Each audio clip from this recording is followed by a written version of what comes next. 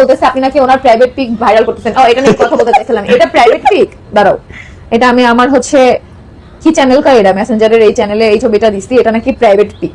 দাঁড়াও দেখাচ্ছি। এখানে আখির কোন প্রাইভেট পার্টটা দেখা যায়?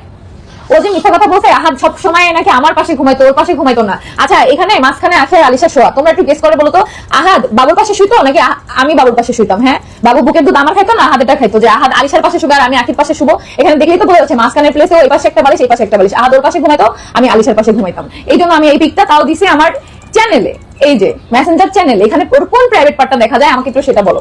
এখানে ওর কোন প্রাইভেট পার্টটা দেখা যায় আমি জাস্ট এটা জানতে চাই।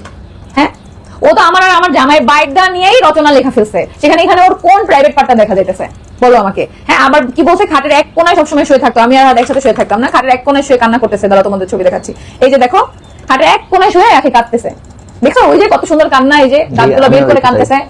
হ্যাঁ, এখানে কোন প্রাইভেট পার্টটা দেখা যায়?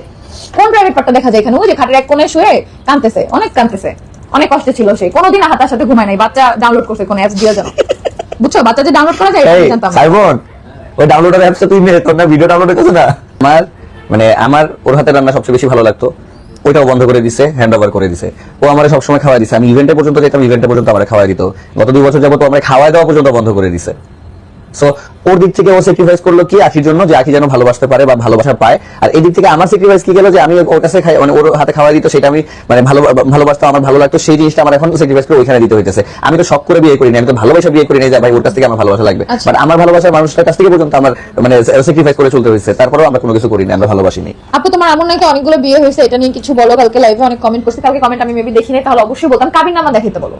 এটা যে আখি বলছে বা আখি কমেন্ট করতেছে ফেক আইডি দিয়া, তাহলে ওকে প্রত্যেকটা কাবিননামা দেখাইতে বলো। হ্যাঁ, প্রত্যেকটা কাবিননামা দেখাক, আমার মায়ের কয়টা বিয়ে হয়েছে কাবিননামাগুলো দেখাক। না দেখাইতে পারলে পরে দেখবো ব্যাপারটা।